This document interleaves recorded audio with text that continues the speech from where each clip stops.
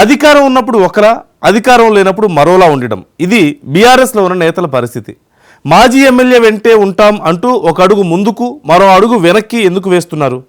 Narayan Khed BRS నేతల వైఖరేంటి? ఇంతకీ ఎవరి చెంత చేరారు ఆ నాయకులు? విషయం తెలియాలంటే ఈ స్టోరీ చూడాల్సిందే.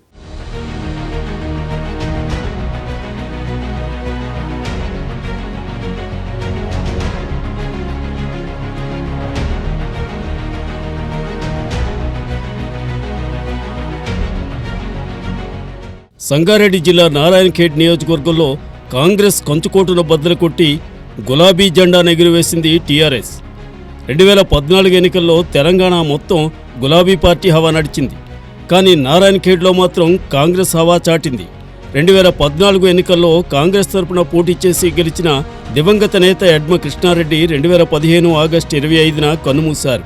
2016 ఉప ఎన్నికలు రావడంతో తెలంగాణలో అధికారం ఉన్న గులాబీ పార్టీ మహారెడ్డి భూపాల్ రెడ్డికి టికెట్ కేటాయించింది.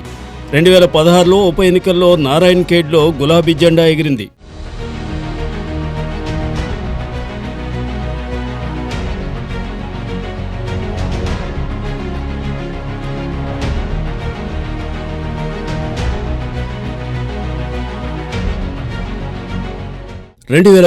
ఎన్నికల్లో కేసీఆర్ రెండోసారి మహారెడ్డి భూపాల్ రెడ్డికి టికెట్ కేటాయించారు.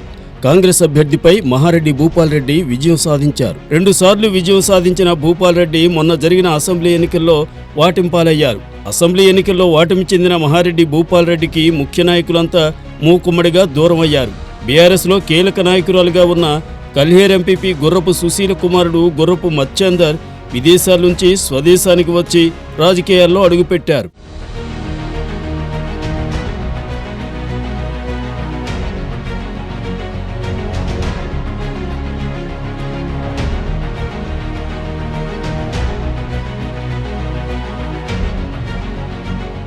ఎన్ఆర్ఐ మత్స్యందర్కు గులాబీ బాస్ ఆశీర్వాదం పూర్తి స్థాయిలో ఉందంటూ ప్రచారం కూడా చేసుకుంటున్నారట. ఎన్ఆర్ఐ సైన్యంతో మాజీ ఎమ్మెల్యే వర్గం, మాజీ జడ్పీటీసీ, మాజీ మార్కెట్ కమిటీ వైస్ చైర్మన్, సర్పంచ్లు ఇలా ఒక్కొక్కరు మహారెడ్డి భూపాల్ రెడ్డికి దూరం అవుతున్నారు. బీఆర్ఎస్ 2 వర్గాలుగా చీలడంతో గ్రామస్థాయి కార్యకర్తలు అయోమయంలో ఉన్నారంట. ఇక పంచాయతీ తేల్చాల్సింది అధిష్టానం మాత్రమే. మాజీ ఎమ్మెల్యే మహారెడ్డి భూపాల్ రెడ్డికి ఇది పెద్ద తలనొప్పిగా మారిందట. చూడాలి మరి ఏం జరుగుతుందో.